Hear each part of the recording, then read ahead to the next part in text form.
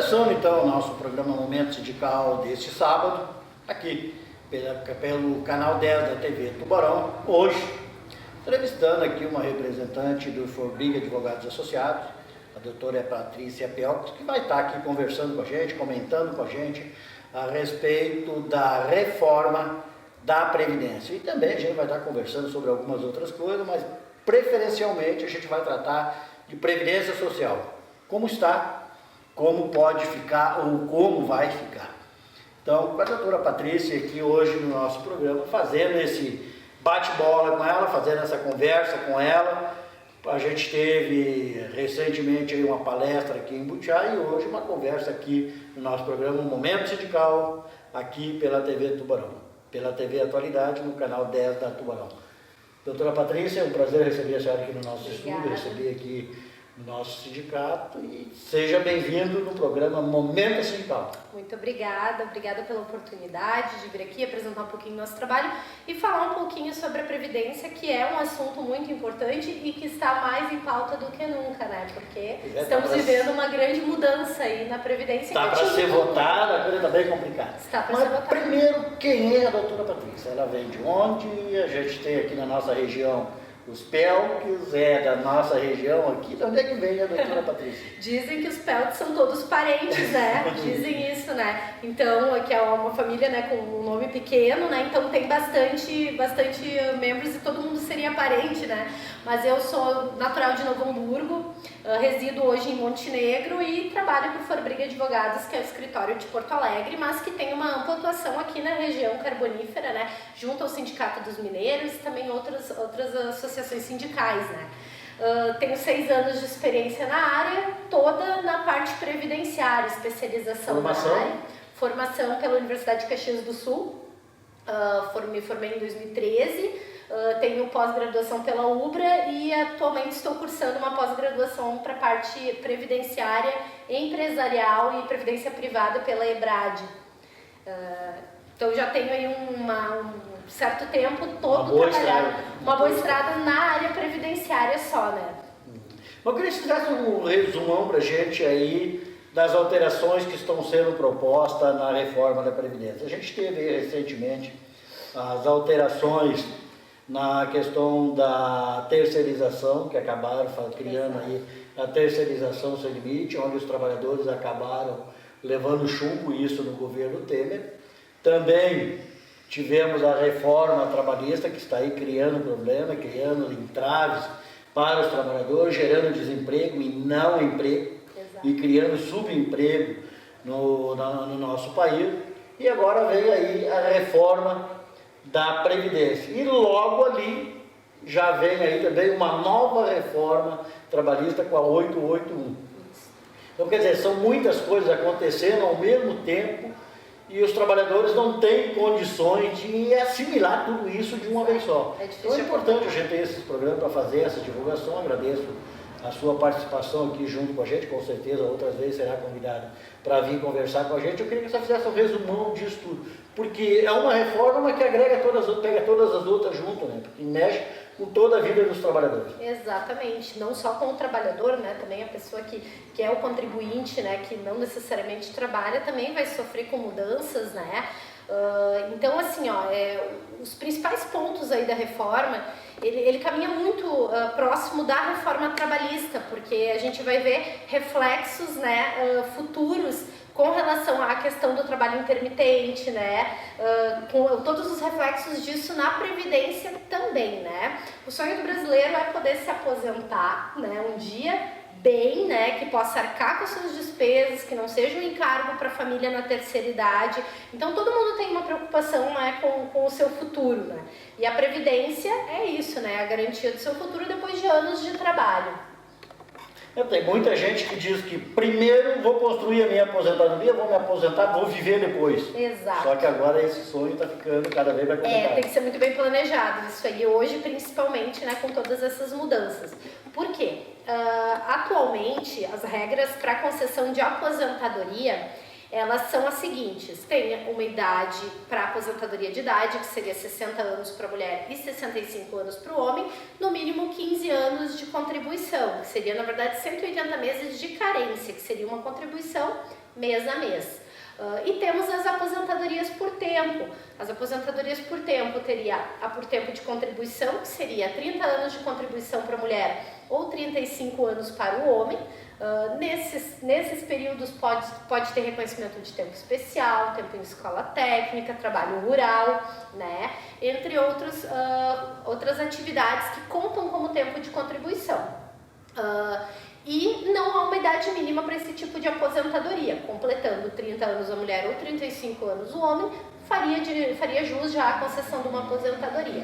E daí temos a aposentadoria especial, que ela é para o trabalhador que trabalha exposto a agente nocivo à saúde, que seria com 25 anos, homens ou mulheres. Tá? Não há uma 15, 20 e 25. 15, 20 e 25, temos ali uma diferenciação de acordo com o fator de exposição, né? Por exemplo, para os mineiros é 15 anos, né? Mina de subsolo, outras atividades é 20 anos, né? E temos a mais comum, na verdade, hoje é com 25 anos, né?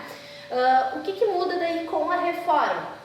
Deixa de ter a possibilidade de se aposentar apenas por tempo. Seria necessário completar uma idade mínima, né? Que para a aposentadoria da mulher seria 62 anos e do homem 65. Então, só o tempo hoje não vai ser mais suficiente para se aposentar. Vai ter que cumprir o requisito da idade. A aposentadoria especial também ela vai ter uma diferenciação comparada com a aposentadoria, que seria 55 anos e no mínimo os 25 expostos a agente nocivo à saúde, mas teria que cumprir também os 55 anos. Teria que cumprir essa... E aquele pedágio que houve na última reforma da Previdência, vai ter esse pedágio agora? Como é que vai estar funcionando isso? Vão ter pedágios. Vão ter, na verdade, a gente chama de regras de transição. Vão ter 4 regras de transição diferentes, né? Então, assim, é bem complicado explicar essas regras de transição. A gente vai muito saber como é que vai ser aplicado isso na prática, à medida que as pessoas forem buscar o direito. Mas tem uma regra que teria uma idade mínima, né, que seria faltando 2 anos para um tempo mínimo, na verdade. Faltando ali 2 anos para se aposentar, a pessoa poderia entrar nessa regra de transição e não precisar completar a idade. Teria uma regra que é por pontuação, que é a soma de tempo de contribuição mais idade. A aposentadoria especial, ela tem uma regra de transição que ela matematicamente não é vantajosa. Então, na verdade, criar uma regra que ela não tem aplicabilidade real, porque se a pessoa for calcular o tempo especial convertido e mais a idade dela, ela talvez entraria em outra regra de transição que não a regra de transição de idade de tempo. Na aposentadoria especial aí tem algumas controvérsias, aí tem alguns problemas aí. Primeiro, o trabalhador, para trabalhar embaixo de uma mina de subsolo, por exemplo, ou numa frente de um posto de gasolina, por exemplo, tem que ter no mínimo 21 anos. Exato. E para continuar no local de serviço de uma mina de subsolo, 50 anos ele não pode baixar mais, ou seja, não pode descer mais a mina. Como é que faz para chegar aos 55 anos? A ideia, né, o que na verdade, quando questionam, né, as pessoas que trabalharam nessa reforma, a justificativa que se usa para isso sempre é de que a pessoa pode fazer outra atividade. Ela cumpriu o tempo necessário dela, ela não cumpriu a idade. E como é que a pessoa vai sobreviver esse tempo? Vai trabalhar com o quê? Mas pode fazer outra atividade. Como se houvesse emprego suficiente para todo mundo. Para todo mundo. E tem mais outras, né? Com essas pessoas que foram chamadas agora para fazer perícia, estão retornando para o mercado de trabalho, pessoas com 13, 14, 15 anos. Outras querem diminuir também a idade da juventude entrar no mercado de trabalho. Quer dizer, aumenta-se o número de pessoas para trabalhar e se diminui o número de empregos no país, aí fica bem complicado. Retornamos em 1 minuto com o nosso programa Momento Sindical. Estamos entrevistando hoje aqui a doutora Patrícia, falando aí sobre Previdência Social. Retornamos em 1 minuto.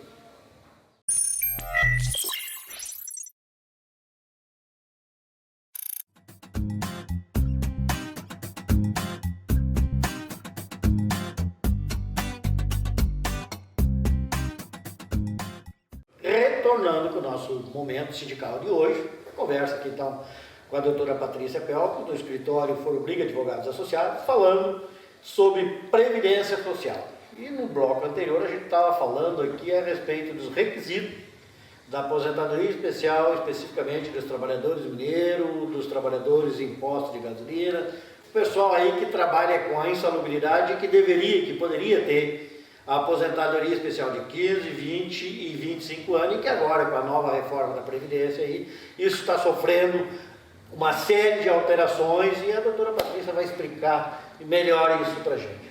Eu acho que o principal que também tem que ser observado com relação à aposentadoria especial é que hoje ela não é simplesmente uma aposentadoria para aposentar antes, né? As pessoas às vezes têm uma ideia, mas ali com 40 anos se aposentou. Mas tem um motivo para isso, né? É a exposição a agente nocivo à saúde. Ele vendeu a saúde dele, na real, ele vendeu a saúde dele em troca de se aposentar mais cedo. De se aposentar mais cedo, né? Então, assim, o que ocorre? Qual que é a vantagem da aposentadoria especial? A pessoa teve ali toda o perigo à sua saúde, né? A nocividade ofertada à sua saúde. Em troca, ela tem a possibilidade de se aposentar antes, até porque o entendimento é que a pessoa não aguentaria trabalhar 40, 50 anos naquela atividade, né? E uma outra coisa também, doutora Patrícia, que não está sendo levada em conta e não foi levada em conta pelos legisladores lá no Congresso Nacional, que a aposentadoria especial, ela tem uma regra especial também no momento de descontar da empresa, e isso não foi levado em consideração. Ou seja, o trabalhador comum, numa situação comum, é um X que é pago. O trabalhador que trabalha numa área de risco, que trabalha com insalubridade, a empresa, por seu trabalho de risco, paga um percentual a mais. Então isso não foi levado em conta também quando houve esses debates, essas audiências públicas, que não houveram. Exato. Foram meia dúzia de audiências públicas lá dentro do Congresso Nacional e com pessoas escolhidas para discutir, ou seja, os trabalhadores nem tiveram a oportunidade de ir lá fazer a sua defesa e colocar como é que é a situação de um trabalhador que trabalha exposto aos agentes nocivos. Exato, Os critérios, né, para definir essa nocividade, eles são baseados em leis que vêm de muito tempo, não é uma coisa de agora. Não foi criado ontem. Não foi criado ontem e não é fácil comprovar essa exposição. Tem que ser levado em consideração isso também. Além de que, tem toda a questão que a garantia, né, de uma renda que equivale a 100% da média de benefício, né, do segurado, né? Ele vai se afastar da atividade normalmente. Existe uma discussão no Superior Tribunal Federal se a pessoa pode ou não continuar uma atividade nociva após a concessão da aposentadoria especial. Isso até está pautado para esse mês, para julgarem no Superior Tribunal Federal. Pode ser que nesse meio tempo eles julguem que a pessoa deve se afastar da atividade. Como que essa pessoa vai se manter, né, afastada depois da atividade especial? Com que renda? Com que renda, né? Outra questão que deve ser considerada é que a reforma da Previdência ela altera os critérios da renda e para a aposentadoria especial, inclusive, porque hoje ela é 100% da média dos salários de benefício do segurado, né, no cálculo ali da aposentadoria. Alterando isso, ela vai partir de 60% para quem tem 15 anos de contribuição, podendo chegar até 100% ou até mais, mas para isso a pessoa teria que ter 40 anos de contribuição. Com 25 anos, então, somaria-se ali 70% da renda com o aposentado. Com 15, 60% da renda, né? O cálculo, a princípio, que vai ser aplicado é esse novo cálculo. Então, a pessoa pode aposentar com 15 anos, mas vai receber 60% da média dos seus salários, né?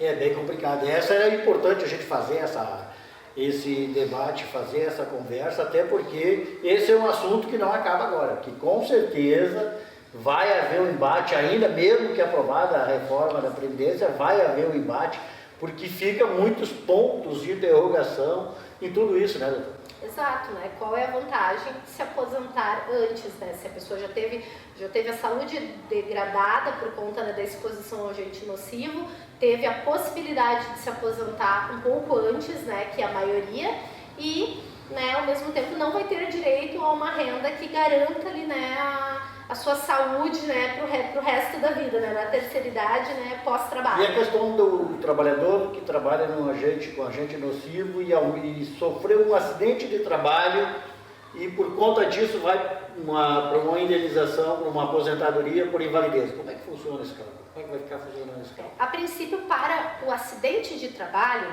a renda vai ser 100% do salário de benefício, né? O que vai mudar vai ser a fórmula de cálculo, porque hoje pega-se os cálculos, os salários de contribuição a partir de julho de 94, pegam os 80% maiores e fazem uma média. 100% dessa média é a aposentadoria. Tá? O que vai mudar com relação a isso é que a renda vai partir de todas as contribuições da vida do segurado, sem excluir essas 20% menores, né?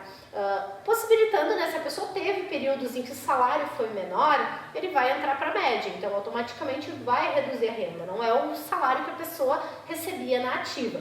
Para a aposentadoria por acidente de trabalho, ela vai se manter 100%, mas tem que se levar em consideração que para a aposentadoria por invalidez que não seja acidentária, usamos um exemplo, se a pessoa sofre um acidente de trânsito, né, e acaba ficando inválida, ou uma própria doença, né, que não seja de origem do trabalho, o cálculo daí vai depender do tempo de contribuição dela também.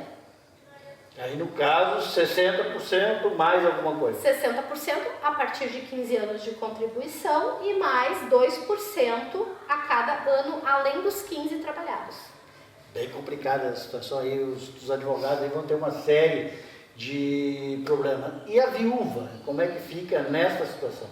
Pois é, a pensão ela também vai ser limitada. Hoje é possível acumular a pensão por morte com qualquer outro benefício, né? Qualquer benefício, né, que a pessoa tenha contribuído. A pessoa recebe um auxílio doença, ou recebe uma aposentadoria por invalidez, ou até mesmo uma aposentadoria por tempo ou idade. Se a pessoa ficar viúvo ou viúva, tem direito a receber a pensão acumulando os dois benefícios. Também se considera, né, porque a aposentadoria, o benefício que a pessoa recebe, ele é um benefício personalíssimo, né? É um benefício que a pessoa contribuiu, ela está tendo aquela contraprestação da Previdência, né?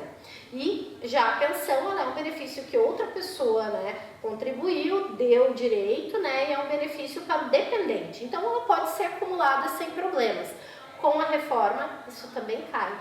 Essa é a grande preocupação. Como é que fica essa situação? Vão ter limites, né, com relação às pensões, né? Os limites vão ser definidos ali pelo salário de contribuição, né? Não vai mais ser possível acumular os dois benefícios. Eles vão ter faixas e a pessoa vai receber porcentagens dependendo do salário que ela ganha, né? E dependendo do salário da pensão. Então, ela não vai mais receber os dois benefícios, ela vai receber um benefício e porcentagens em cima dos outros, podendo até vir a receber menos que o salário mínimo do outro benefício. Pois é, aí tem uma situação, o trabalhador paga acima do teto do INSS e sofre um acidente. Nesse acidente que ele sofreu, a viúva tem direito a receber quanto? Porcentagem do benefício. Se ele paga acima do teto, bem provavelmente vai receber 20% do valor do benefício. Ou seja, ele não vai receber os 60% aquele, mais 10% por cada dependente. Ela vai receber o salário mínimo, alguma coisa. Na verdade, o que vai acontecer? Tem essa outra questão que daí é o rateio entre os dependentes, né? O rateio da pensão tem essa questão do acúmulo dos benefícios, né? E tem a questão do rateio entre os dependentes. Se a viúva não recebe nenhum benefício, a viúva não recebe benefício, e vai depender daquela pensão, ela parte de 50% mais 10% por cada dependente. Então, se for só a viúva, por exemplo, de dependente, ela vai receber 60% da renda do segurado, que deixou do instituidor da pensão. Tá certo. A doutora Patrícia conversando com a gente aqui no Momento Sindical de hoje, e eu quero deixar para ela aqui, que ela vai responder no próximo bloco, eu quero que ela fale um pouco mais a respeito dessa, porque é um problema bem complicadinho esse da viúva aí. Eu gostaria que ela explicasse para a gente um pouquinho melhor como é que é hoje, como funciona na regra de hoje e como é que vai funcionar então a partir da reforma da Previdência aprovada e sancionada pelo presidente da República. Então no próximo bloco a gente vai estar tratando deste assunto aqui. Este é o programa Momento Sindical, aqui pelo canal 10 da Tubarão, na TV Atualidade.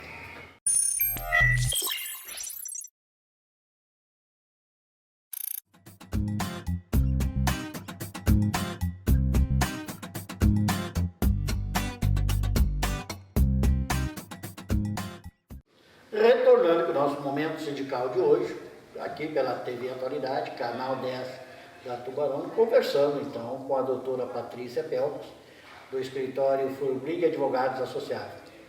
Que para nós é uma satisfação muito grande receber ela aqui no nosso estúdio para o programa de hoje. E a gente ficou aí nesse bloco tratar da pensão das viúvas, como é hoje e como será após a reforma da Previdência. Então a doutora Patrícia vai explicar, vai especificar um pouquinho melhor isso aí para a gente. Doutora Patrícia. Pois não. Então, assim, com relação à pensão, atualmente as regras da pensão é 100% da média do salário de benefício. E cumulativo. Exatamente, né? Como é que funciona? Se o salário da pessoa é X, rateia-se entre os dependentes menores de 21 anos, se tiver dependentes incapazes, né? E dependente, né, o viúvo cônjuge, né, que teria direito a ratear o benefício. No momento que algum deles deixa de se tornar dependente, por exemplo, o menor que ganha 21 anos, ele deixa de ser dependente, né, do benefício.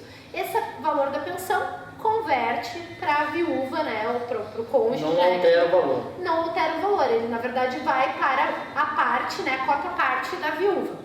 O valor da média do benefício ainda se mantém 100%, então rateado entre todo mundo que é dependente. E converte para os demais dependentes se algum deles deixa de ser dependente, né, por ter feito a maioridade, né, ou ter se recuperado de alguma incapacidade, alguma invalidez.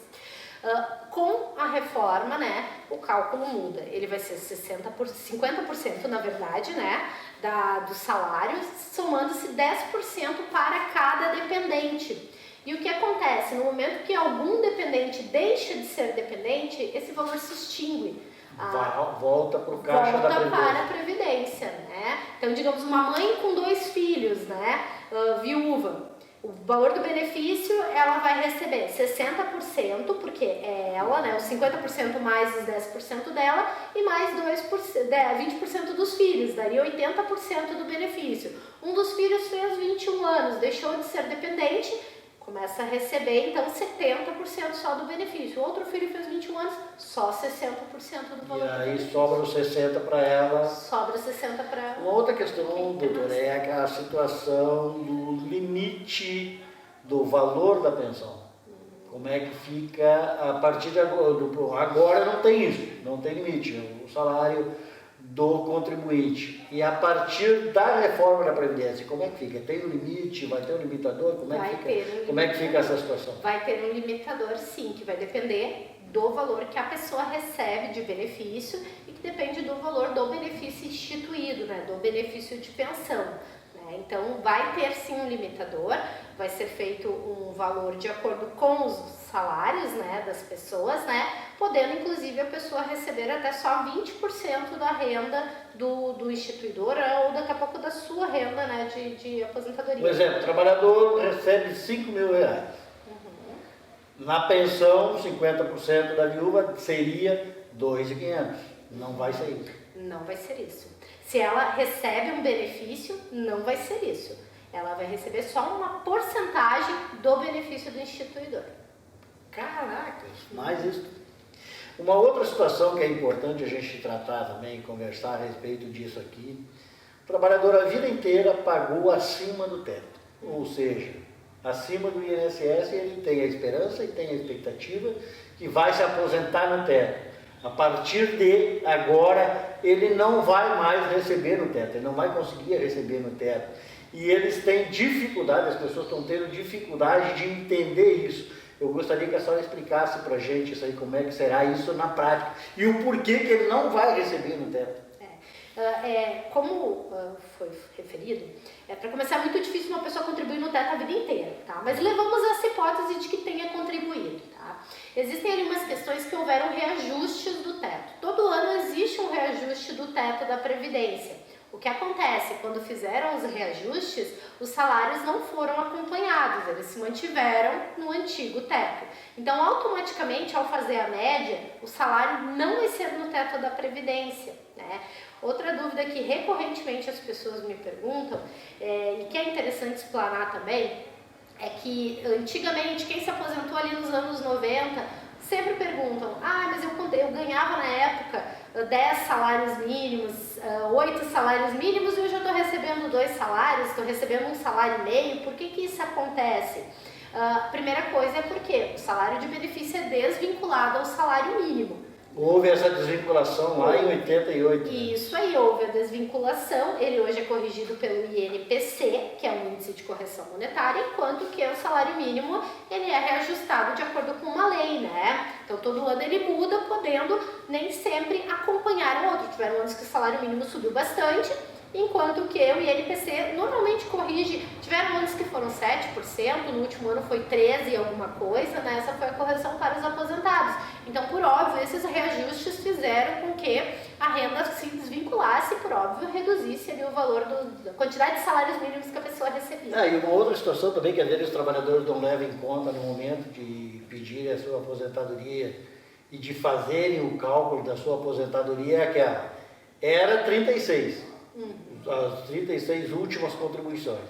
O cara pagava a vida inteira no salário mínimo. Aí nas últimas 36 ele ia lá, pagava 5, 6, 10 salário mínimo e pegava a média das últimas 36. Isso mesmo. Tá. Depois veio de 94 para cá, alterou um pouquinho, já puxando as aposentadorias para baixo.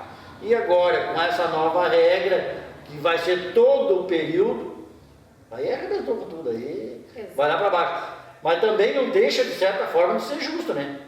Não deixa de ser justo. Porque, pô, se eu paguei uma vida inteira um salário mínimo, aí nos últimos 3 anos eu pagaria 10 salários mínimos e me aposento lá. É justo com quem está pagando corretamente, porque aí, de certa forma, é uma fraude, não existe. Esse cálculo da média, se for pensar, né, e eu acho, até uma convicção assim mais pessoal, que isso cada vez está levando mais para a questão da capitalização.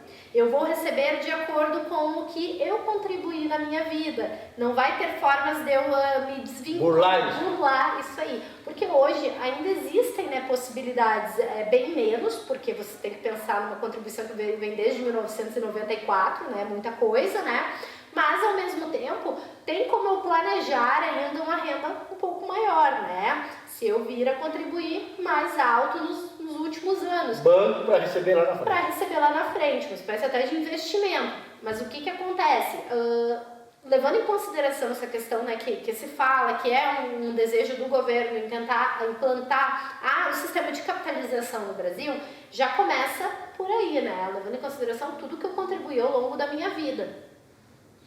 Aí uma outra situação que é importante a gente falar também é a respeito desse capitalização. As pessoas não estão entendendo ainda o que é isso e também a gente tem como referência o que aconteceu no Chile. Poderia explicar um pouquinho para a gente isso? Basicamente, um sistema de capitalização seria que eu vou receber que eu contribuí. Seria, vamos fazer assim, um comparativo assim meio bobo, eu vou usar, mas assim, fundo de garantia.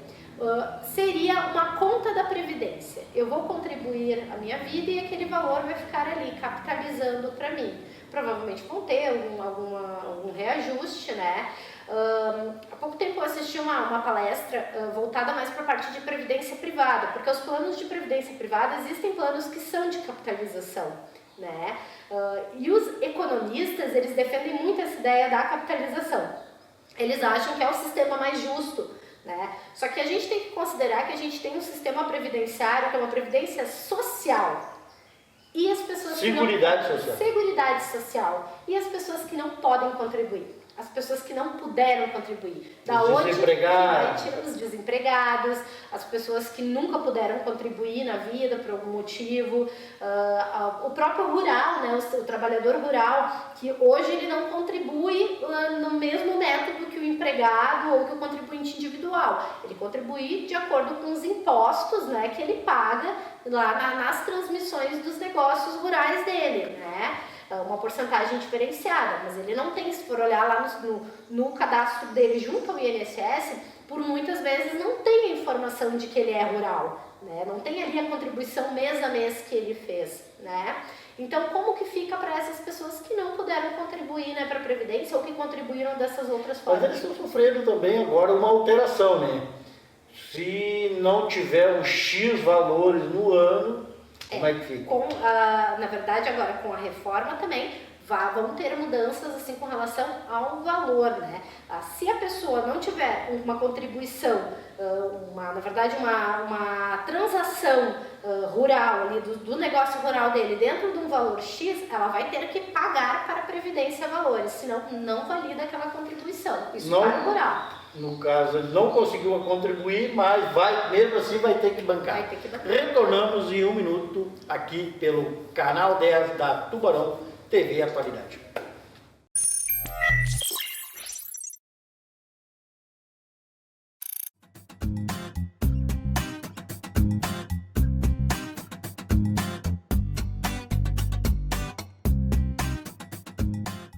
Momento sindical de hoje, tratando então da reforma da Previdência Social, entrevistando aqui a doutora Patrícia Pel, do escritório Forbriga Advogados Associados. E a gente estava comentando e trabalhando aqui a respeito do sistema de capitalização que existe no Chile, o qual o Brasil quer trazer para o nosso país como modelo. Então eu gostaria que a doutora Patrícia explicasse um pouquinho para a gente, esmiçoasse um pouquinho isso aí para a gente. Não sou uma grande conhecedora do sistema chileno, né, de contribuição, de capitalização.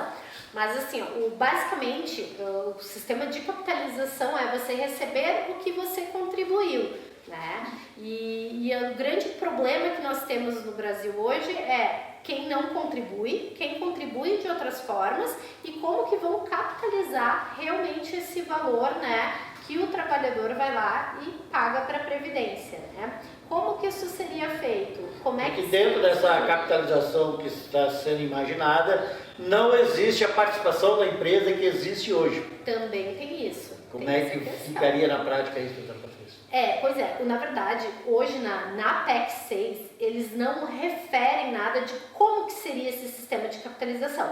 O próprio governo, ele não, hoje, né, o Senado, a Câmara, eles não aprovaram a entrada ainda desse sistema de capitalização. Mas é um interesse, né, existe esse interesse do governo federal em implantar esse sistema de capitalização. O Paulo Guedes diz que quer, larga o governo se isso não existir. Exatamente, o grande interesse dele é isso. Mas assim, resumindo com relação ao sistema de capitalização, existe uma grande controvérsia.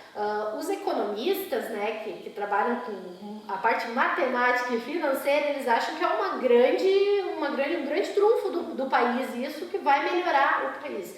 Em contraponto, a gente tem toda a parte, né, quem estuda a Previdência, as pessoas que têm conhecimento, que acham que isso foi uma grande falência, né, do sistema chileno, né, que aumentou o índice de suicídio na terceira idade, né, porque assim, o que eu conheço do sistema chileno é que eles têm uma regra que basicamente ninguém ganha mais de 30% da renda da atividade.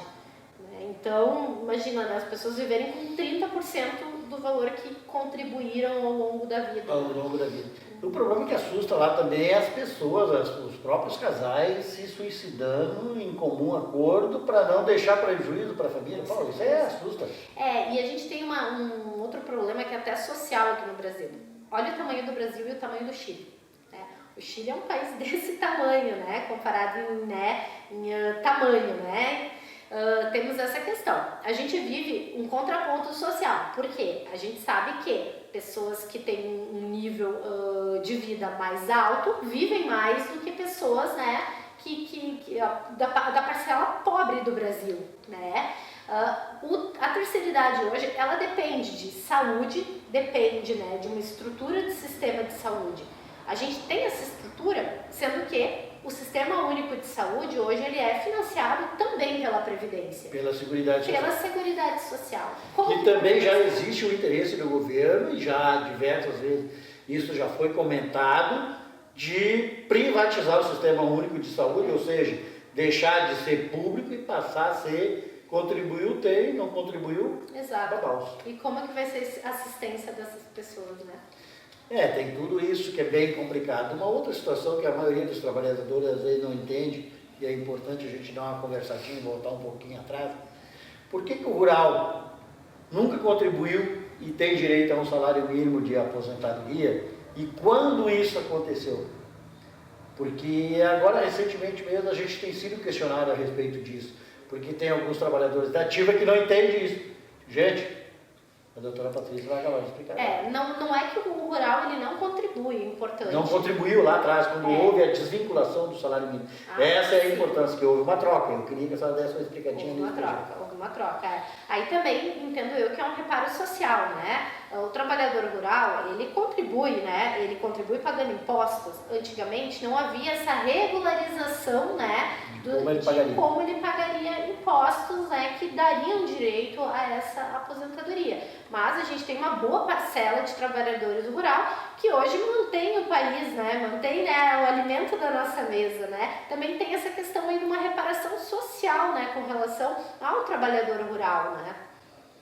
Pois é aí que está. Em 88, quando houve a desvinculação do salário mínimo, foi uma troca para que o trabalhador rural tivesse esse reconhecimento, tivesse esse benefício reconhecido. Então é isso que as pessoas às vezes têm dificuldade de entender. Bom, não contribuiu lá atrás, mas está aposentado, ganha mais do que eu, que agora vou contribuir, ele vai ganhar mais do que eu. Quer dizer, então são coisas bem complexas, bem complicadas.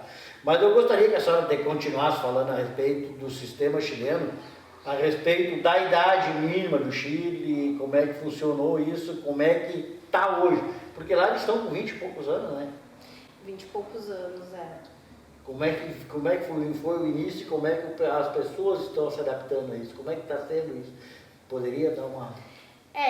Como eu disse, eu tenho pouco conhecimento, né, sobre a aplicação. Eu sei que também o modelo aqui do Brasil não é para ser exatamente o mesmo modelo do Chile, tem algumas diferenças o que eles, né, têm divulgado, né? Inclusive o sistema brasileiro é para ser mais severo do que o sistema chileno, né? Tem um pequeno... Mais isso, né? Exatamente, né? Não sei te informar a idade mínima, assim, que tenha exigência. Eu tenho esse conhecimento de que a pessoa partiria recebendo ali no máximo 30%, né, do que contribuiu ao longo da vida, né? Tem toda essa questão que deve ser considerada, né, que eles tiveram uma transição. E até onde eu sei, para essa transição de sistema, as pessoas que já eram contribuintes, elas puderam optar se queriam ou não migrar para esse sistema chileno. Que no Brasil a gente não terá essa opção.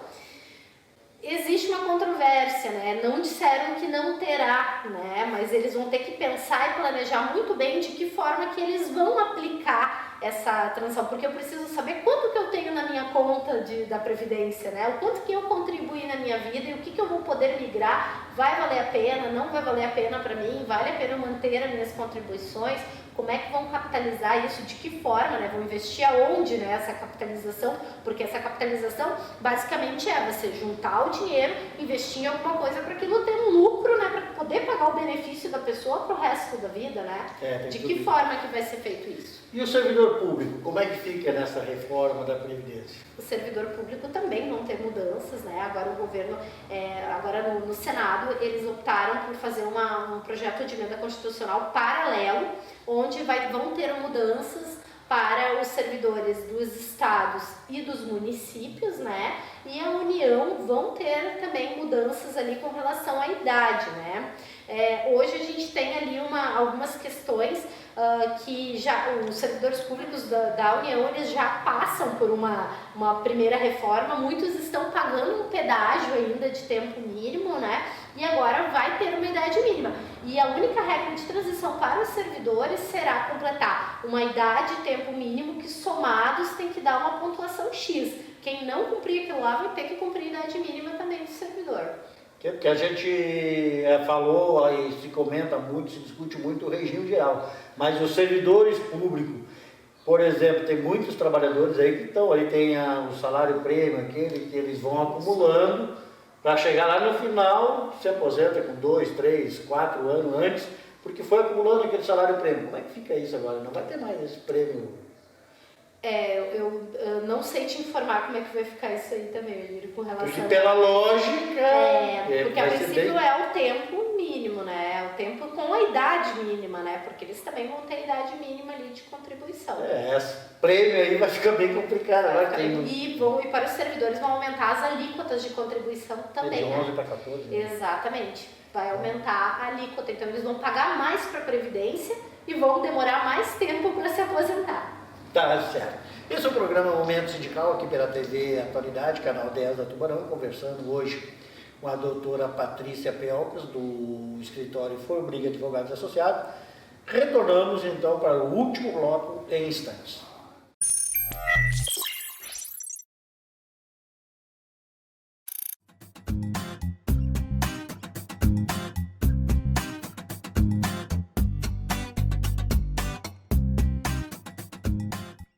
Retornando então com o nosso Momento Sindical de hoje, trazendo aí a conversa com a doutora Patrícia Pelcas, do escritório Forbriga Advogados Associados, e agora ela vai falar para a gente aí nesse último bloco nosso aqui, a respeito das possibilidades de processos que estão aí, que podem ser pelos nossos associados, pelos nossos amigos, pelos nossos telespectadores aí, procurar a justiça para sanar possíveis dúvidas, procurar os escritórios. Eu gostaria que a doutora Patrícia, então, abrisse esse leque de informação para a gente. Emílio, bom, a primeira situação que nesse momento, né, de que a gente está vivendo uma mudança, é que ninguém vai escapar dessa mudança, né? A não ser quem até então está aposentado, podendo também refletir alguma coisa com relação a quem já está aposentado, né? A gente não sabe o que ainda vai trazer aí pra gente, né?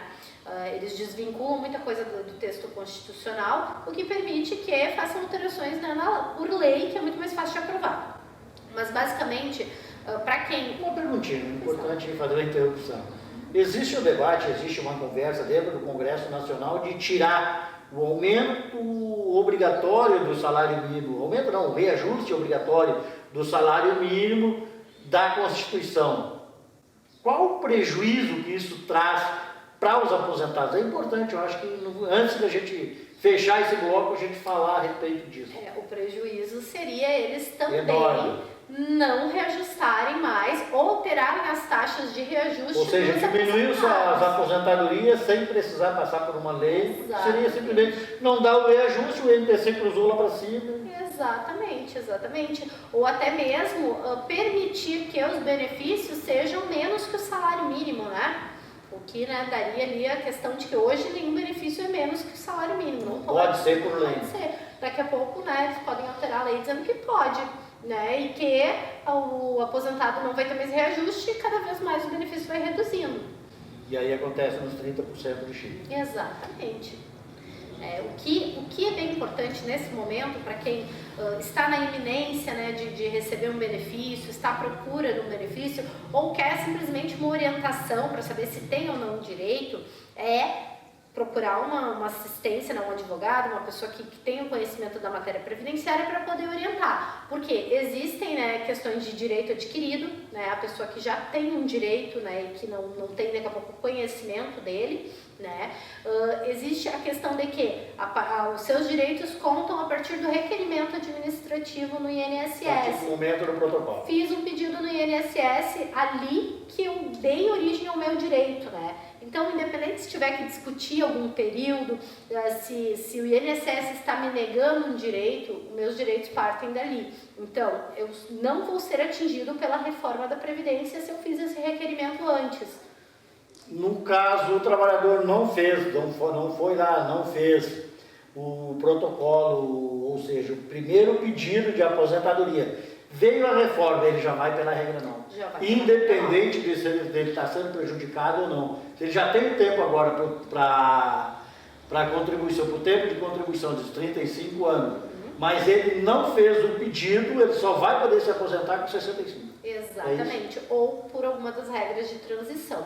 Mas os direitos da pessoa são da lei de vigência do momento do requerimento administrativo. Fiz antes da reforma, é a lei atual. Fiz depois da reforma, é a lei da reforma, a PEC 6. Isso aí vai dar muito pano para manga, né? Vai, com certeza. Mas, doutora Patrícia, alguns outros processos que a gente tenha, como fazer uma revisão de aposentadoria, que ainda dá tempo, o que está pegando aí, que a gente pode ir atrás? Hoje, a gente tem as revisões de benefício, tem diversas possibilidades, tá? Normalmente vinculadas à lei de vigência, né, no período que a pessoa se aposentou, né? É importante saber que eu só posso pedir uma revisão se tratar de algo antes da minha aposentadoria, né? Hoje, de reajuste de benefício, que seriam então causas posteriores à aposentadoria, tem duas revisões que têm entendimento de que são possíveis. Que uma delas é a revisão do teto, é para quem aposentou no teto da Previdência e tem alguns períodos, né? Isso tem que ser feito um cálculo para ver se a pessoa tem ou não direito, dá direito tanto ao aposentado, aposentada, como ao pensionista que recebe o benefício, porque essa revisão ela ainda não está decadente, há possibilidade, ela foi reativada por uma ação civil pública, então tem possibilidade de requerer. E outra é uma revisão para quem aposentou ali no período de 94 a 96, que é uma revisão do IRSM, né? É uma revisão dos reajustes num período. Basicamente, essas são as revisões possíveis para quem tem a revisão de reajuste. 94 a 96, mais ou menos. 96. E a dos tetos, ela não tem período, ela só tem que ser antes de 98, que foi quando houve o reajuste, só que tem que ver se a pessoa possuía contribuições no teto da Previdência e se ele foi limitado ao teto naquele período. Tá certo. A questão das aposentadorias seria basicamente isso aí, então, que está sendo proposto pelo governo. O que a gente pode tentar buscar na justiça seriam esses dois processos. E o escritório hoje está com plantões onde? Em quais sindicatos? A gente atende todas as quartas-feiras, Sindicato dos Mineiros, em Butiá. Todas as últimas quartas-feiras do mês, pela manhã, em Minas do Leão, também Sindicato dos Mineiros. E todas as segundas-feiras, o Sindicato dos Metalúrgicos em Charqueadas, além do nosso atendimento. Mas tem outros escritórios em Porto Alegre. Outros também, atendemos lá na Borges de Medeiros, 328, sala 51, então... Segunda a sexta. Segunda a sexta. Além dos outros sindicatos, tem outros sindicatos? Além de outros também. sindicatos, atendemos os sindicatos dos administradores, temos plantões mensais, temos o Sindicato dos Mineiros de Charqueadas, plantões mensais, Arroio dos Ratos também, uma vez por mês atendemos lá. E também os sindicatos técnicos industriais também que atendemos aí no escritório. E o acompanhamento também nas negociações coletivas do sindicato, né? Exato, nosso setor trabalhista está sempre acompanhando as negociações, os acordos coletivos, né, as assembleias também. Tá certo. Então essa é a doutora Patrícia conversando com a gente. Deixa o microfone à tua disposição aí para as tuas despedidas. Pode se fechar que a gente ainda tem alguns minutos. Não, sem dúvida. Então, assim, agradecemos novamente a oportunidade de estar falando aqui um pouquinho sobre a Previdência, deixando também a nossa possibilidade de, se as pessoas tiverem dúvidas, vir nos procurar. A gente atende até mesmo assim de uma forma de esclarecimento, né, uma forma social de manter a população, né, informada do que está acontecendo, não só sobre o que vem de mudanças, mas também é muito importante acompanhar o que vem acontecendo nos tribunais, no nosso Tribunal Regional Federal, no Superior Tribunal de Justiça, no Superior Tribunal Federal, porque todo dia saem decisões importantes que impactam na vida dos aposentados, de quem está em processo de aposentadoria ou de quem vai requerer alguma aposentadoria ou algum benefício. Dia 19 de outubro, palestra do Sindicato Mineiro, plenário Gerino Lucas aqui em Butiá. Perfeito. E vamos que vamos. Bom, essa foi então a doutora Patrícia aqui junto com a gente, fazendo então agora no seu minutos finais das suas despedidas, realmente suas despedidas então. Então tá, muito obrigada, agradeço e estamos aí para atender todo mundo com relação à Previdência, à parte trabalhista e manter todo mundo informado.